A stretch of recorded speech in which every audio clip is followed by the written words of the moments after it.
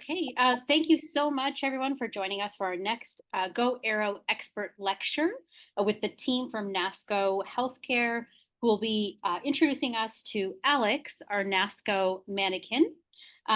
Once again, for general processes, we will have a presentation from the Nasco team, and then we will have an opportunity for Q&A. Please utilize the Q&A function in the Zoom webinar to ask your questions. If you're having trouble there, please use the chat functionality. Unfortunately, given the number of people on the webinar, we are unable to allow you to ask questions live, so please use the Q&A function. If you're unable to have your question addressed during the webinar, please feel free to use the forum on the herox.com website or email us at info@goaeroprize.com. Once again, thanks so much for joining us. And Michael, take it away. Thank you. If you don't mind, I'm going to share my screen here. And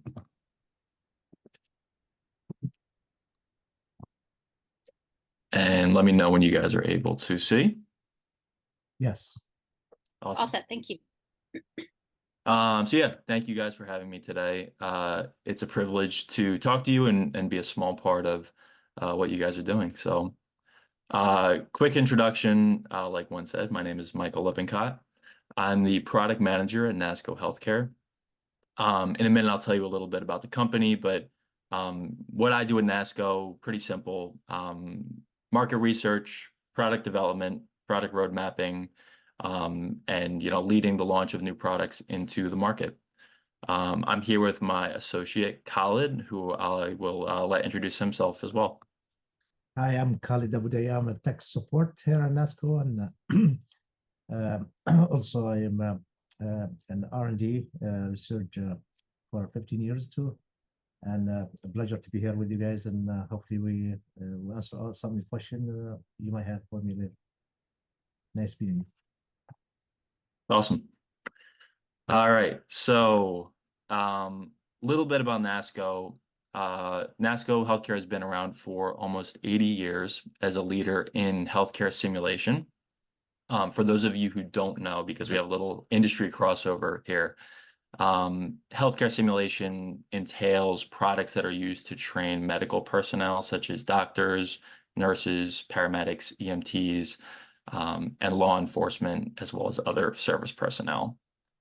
Particularly, we specialize in mannequins, although we do have some other products, which I'll briefly get into in a moment. And yeah, our company mission is to prepare healthcare workers to be ready to deliver optimal patient outcomes and save lives wherever and whenever they are called. So that's what brings me here today. I think the end result of what you all are building here is very much aligned with our mission. So looking forward to partnering with you. Brief introduction just to the Nasco product offering to give you, again, a little context for what I'll be sharing later. We sell into pre-hospital emergency and rescue spaces, as well as in-hospital spaces, nursing, medical skills training.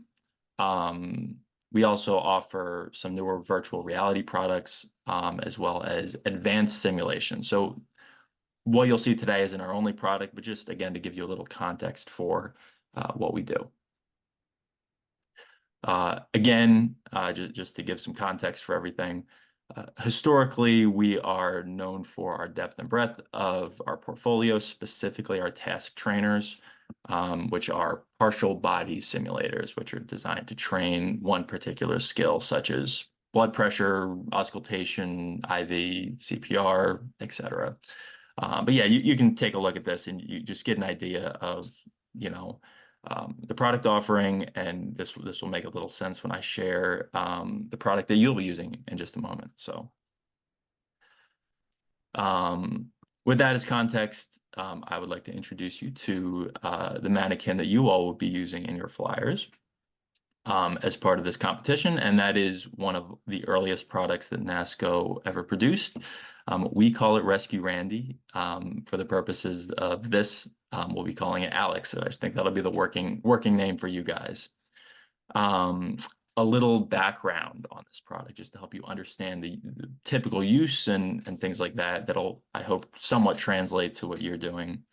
I'm not sure how many of you are familiar with the Firefighter Challenge, but it's a competitive event televised on ESPN where elite firefighter athletes compete against each other in head-to-head races through a course that simulates the physical demands of real-life firefighting.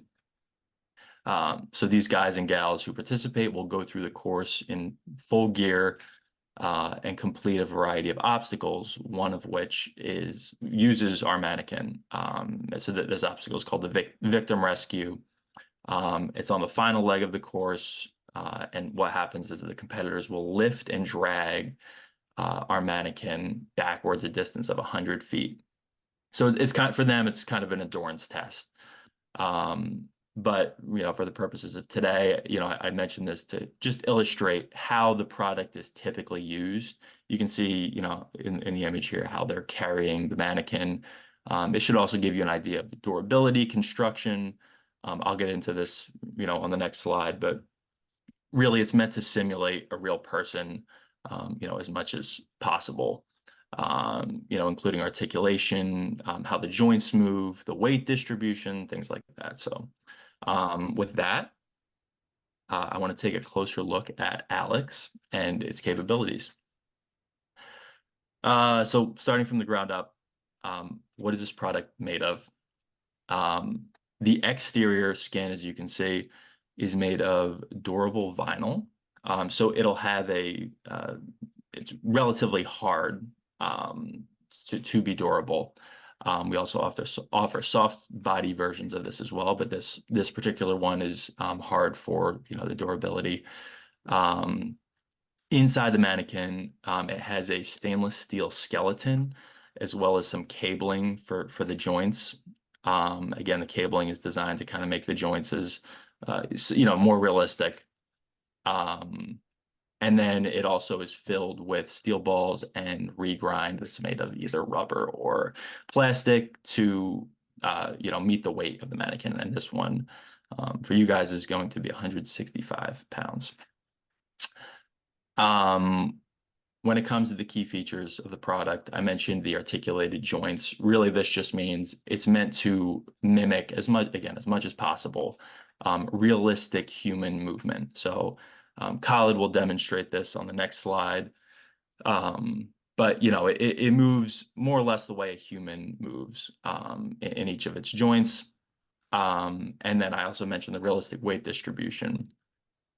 This just means that the product is not, it doesn't have steel balls all in the toes and arms or something. It's they're distributed again to simulate the weight distribution of a normal person, which is important when you're carrying it. Going back to the typical use cases, obviously you guys have a particular use for this and we'll be moving it in a particular way. But just to give you an idea of how most of our customers use it, they'll use it for general handling and transportation.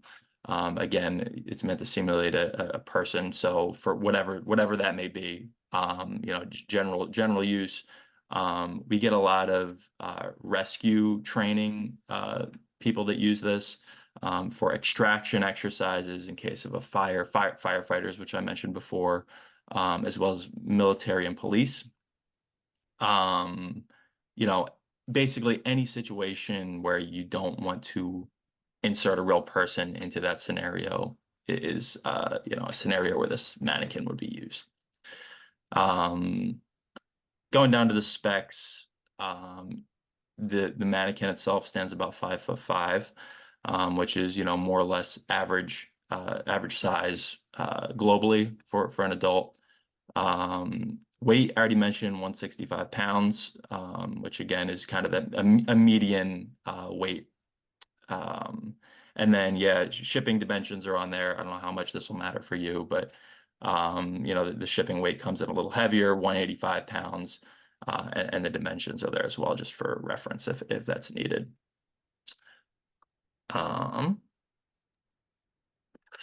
Now I'd like to turn this over to Khalid. So I think what I'm going to do is stop sharing my screen. So what we're going to do is I want to walk through kind of how to work with this product.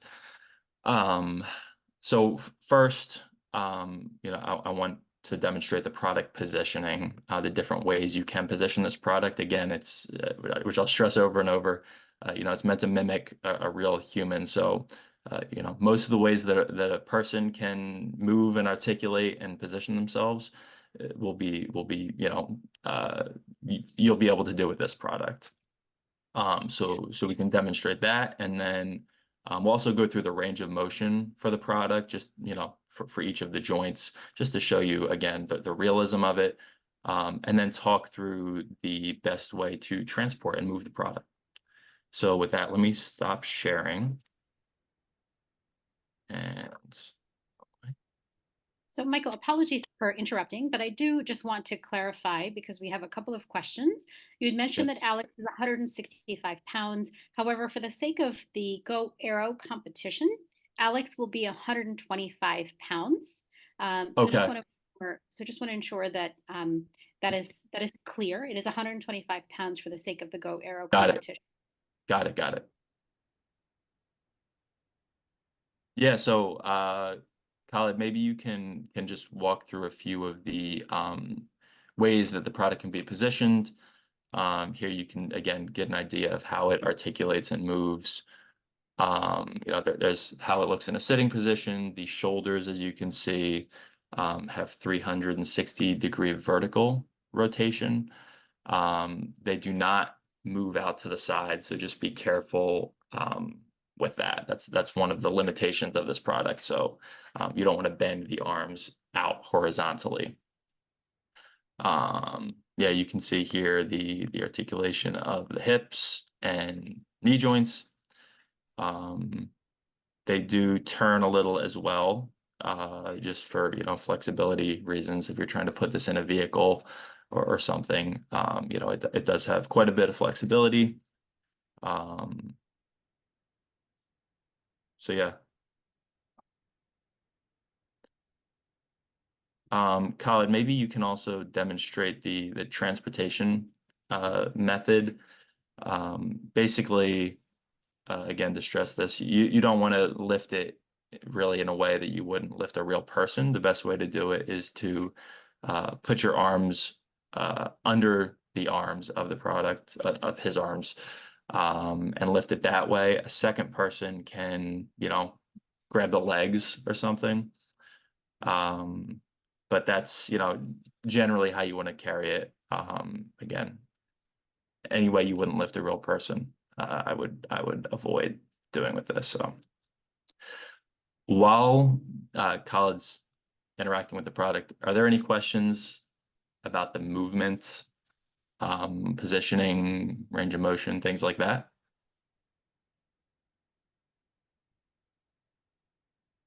We don't have any of those so far. We do have some questions related to the dimensions of Alex. So um, the shoulder width, waist width, chest depth, inside leg measurements, if you're able to share any of those details.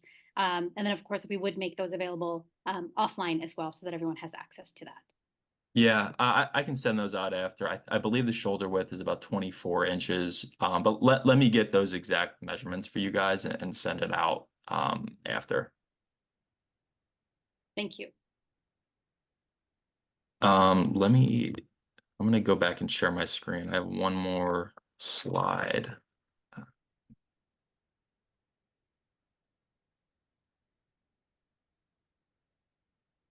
So when it comes to product care,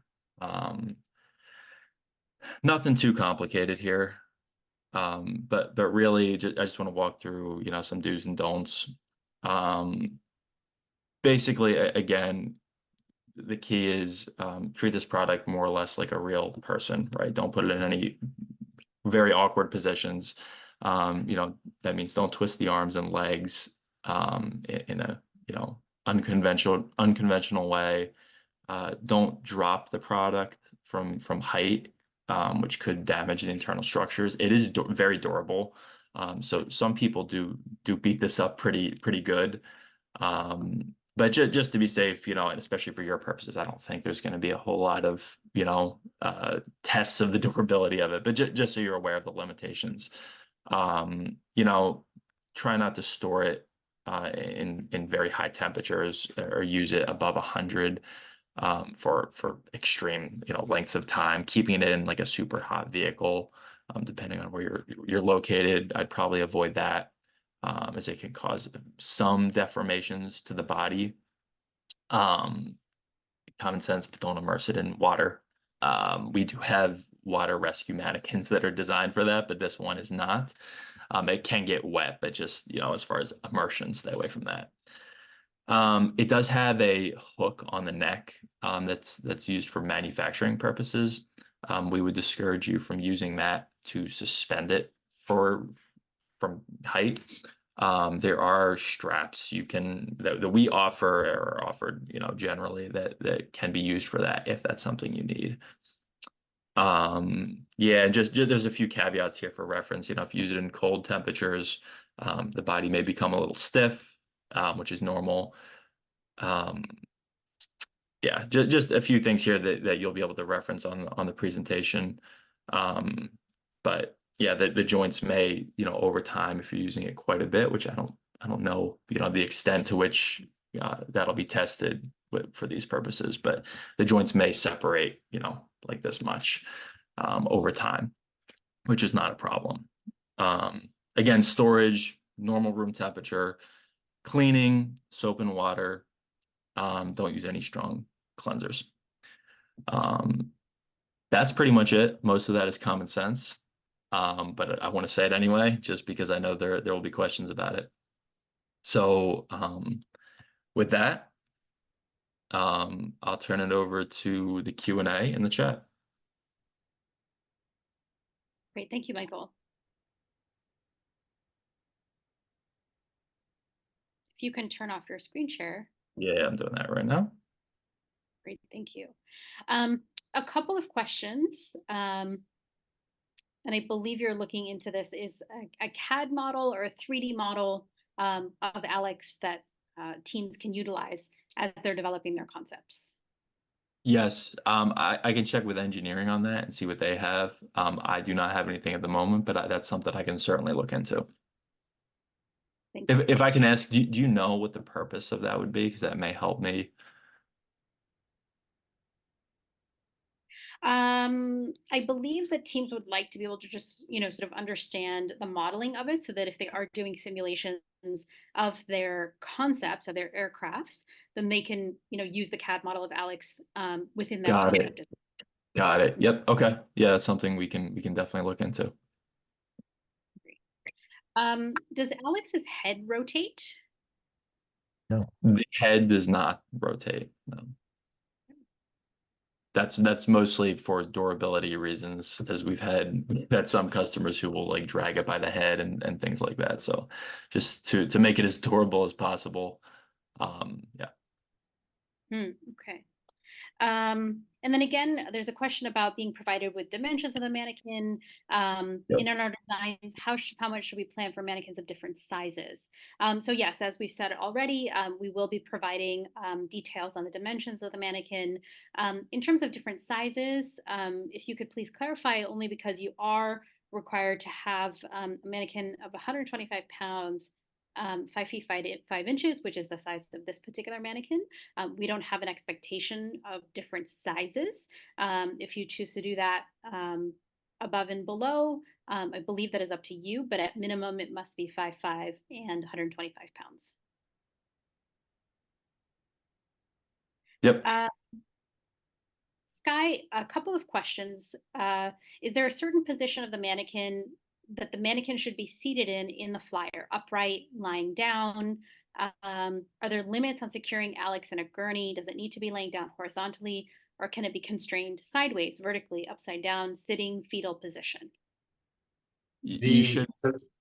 Oh, yeah. So in the rules, it's just specified that it needs to be a plausible position for an occupant. And the reason that that's somewhat vaguely written is simply because it's not dictated what role this is supposed to represent. It could be a pilot, or it could be an unconscious victim, or anything in between.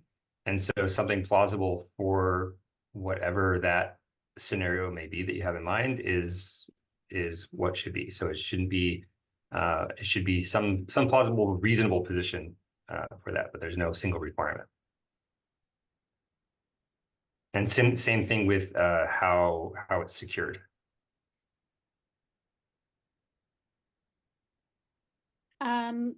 Michael and Khalid, does the waist rotate? No. Okay. No.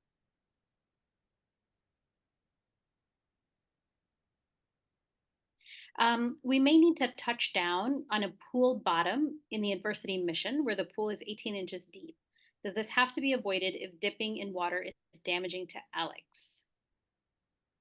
I can follow up on that. I would avoid any kind of immersion. As like I said, we do have mannequins that are dedicated to water rescue that have the capabilities for that. I can double check on that though. If it's 18 inches, I don't know, Khalid, if you have anything to add. Yeah, I know. I believe the mannequin, the rod made out of stainless steel. But to confirm about your question, I think, Michael, it's better if we just check and simulate and get back to that, just to make sure. Yeah. Okay. And Sky, anything to clarify there in terms of the adversity mission and Alex actually being immersed in the water? So let's put it this way: if the mannequin is fully immersed, then that would definitely be against the spirit of the rules of having a reasonable environment for any human occupant. If you're fully submerging. And then the other thing to keep in mind is that if the mannequin takes on water, when say if the leg is submerged and the leg takes on water, then that is extra weight that needs to be carried for the rest of the flight. So that's another thing to keep in mind. Yeah, I do have a counter question actually. So does this mean that the mannequin would be like submerged with the body, or are we talking just the legs? So when I ask this question to engineering, I can accurately do so.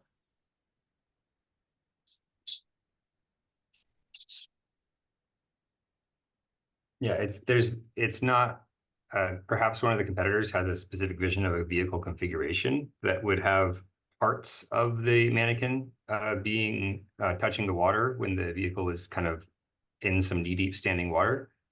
Gotcha. So my best guess is that it wouldn't be the entire mannequin. Gotcha. Right. All right. It looks like they're clarifying that if it was just the legs of the mannequin. Okay. Yeah, I can check that.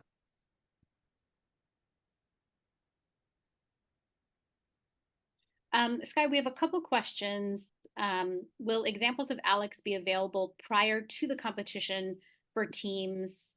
And can participants receive a mannequin for test flights, possibly those that pass a certain stage?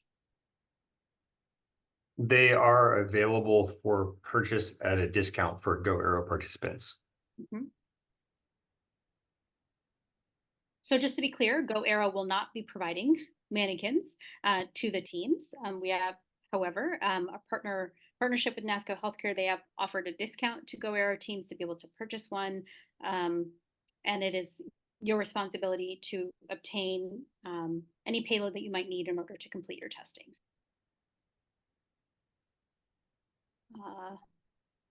So some flight conditions may be in high dust or sand environments due to rotor wash. Would this be a problem for Alex?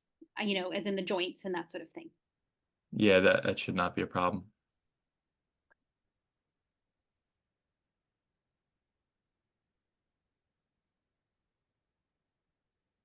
Any other questions or comments? Sky, anything, any sort of tips or thoughts to add here based on what Michael and Khalid have shown so far?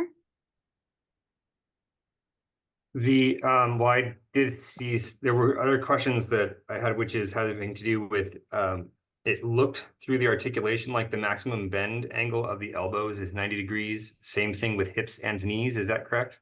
Correct. Okay. And they're about 90 degrees. And on the shoulder flexibility, is there any like are the hands able to touch each other or clap or cross arms across the belly? Or does the shoulder movement restrict that or do the elbows Yeah. allow enough flexibility to move them inward? Okay. We can demonstrate that. Perfect.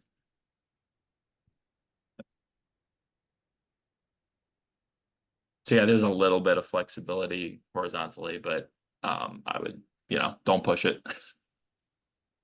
Super.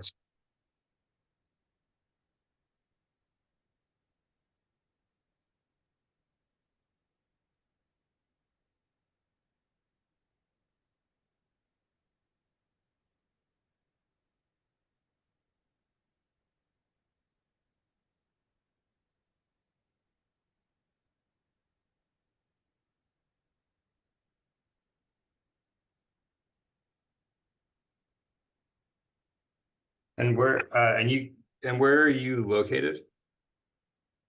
I'm based out of New York. Okay, so yeah, that's what I thought. There was that question about providing mannequins, and I know that there were questions about a CAD model. I know that that would help teams a lot Yes. to figure out kind of really exact dimensions, because then they can go and kind of mimic that for in a low cost way for their own internal testing. Right.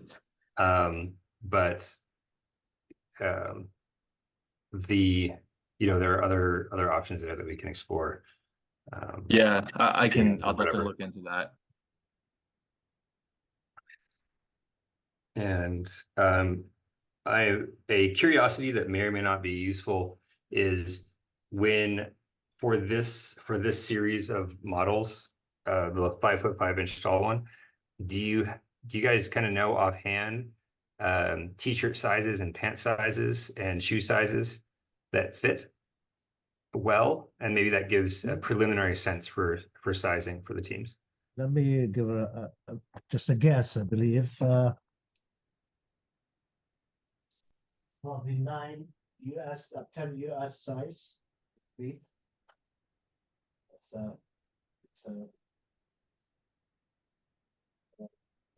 a medium and cross size, I think. You're asking about t-shirt and pant sizes? Yeah, so if you know clothing sizes, perhaps that is also Yeah. somewhat indicative of Kyle, sizing. does that say the size? I would guess something like a medium. It's a large size shirt, US large size shirt, and also the short too. Fit perfect large size shirt.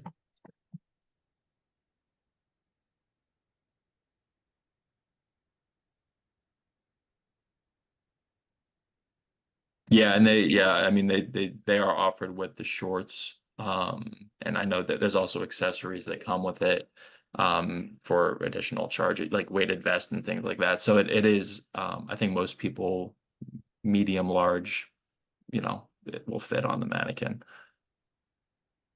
And if long pants, I guess you should know this from the way the hip joints work, but if long pants are on the mannequin or a long sleeve t-shirt, what is the risk of that binding in the joints and restricting movement?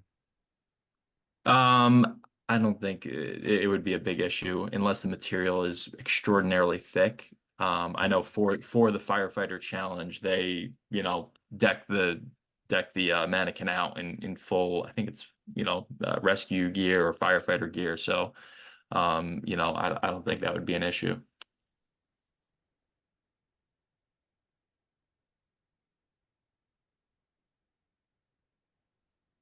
And Sky, your question about shoulder flexibility, have we addressed this? Yes.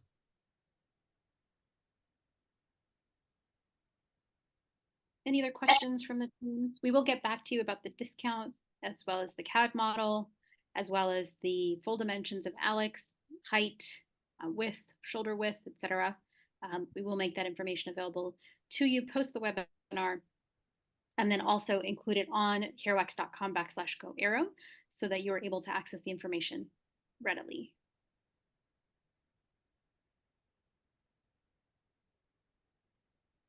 Yeah, and if any other questions do come up, feel free to reach out. Happy to answer anything we can. And as a reminder, please use carex.com/GoAERO ensure that you are registered for the competition so that you can continue to receive updates about our following expert lectures and all of the information and the recording of this lecture and all other resources that we are making available to you. Again, utilize the forum to connect with other innovators and competitors. And then if you continue to have questions, please email us at info@goaeroprize.com, and we will happy to get back to you. Thank you so much to everyone who joined us today, and we look forward to your continued participation. And thank you so much to the Nasco team, Khaled and Michael. We appreciate your partnership, and we look forward to working with you over the next couple of years. Thank you very much. Thank Thank you. you, guys. Take care. Bye-bye. Nice meeting you.